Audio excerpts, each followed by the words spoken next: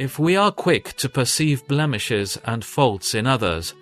J.R. Miller, Daily Bible Readings in the Life of Christ, 1890. Why do you look at the speck of sawdust in your brother's eye, and pay no attention to the plank in your own eye? Matthew 7:3. It is strange how oblivious we can be to our own faults and blemishes, and how clearly we can see those of other people. One old writer says, "Men are more apt to use a magnifying glass to behold other men's faults than a mirror to behold their own." A man can see a little speck of dust in his neighbor's eye, while utterly unaware of the great plank in his own eye.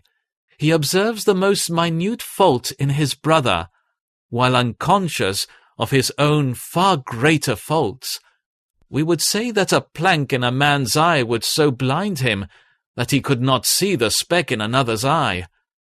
As our Lord represents it, however, the man with a plank is the very one who sees the speck and thinks himself competent to remove it.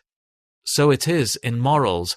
No man is so sharp at seeing a fault in another as he who has the same or a similar fault of his own.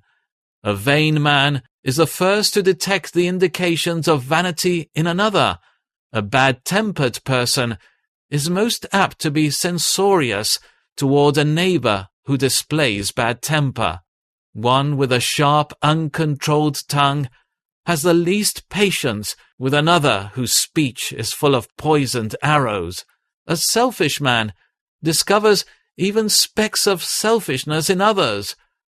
Rude people are the very first to be hurt and offended by the rudeness of a neighbor. So it is always.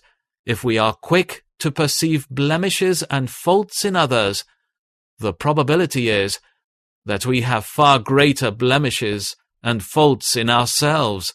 This truth ought to make us exceedingly careful in our judgments, and exceedingly modest in our expressions of censure, for we really are telling the world our own faults.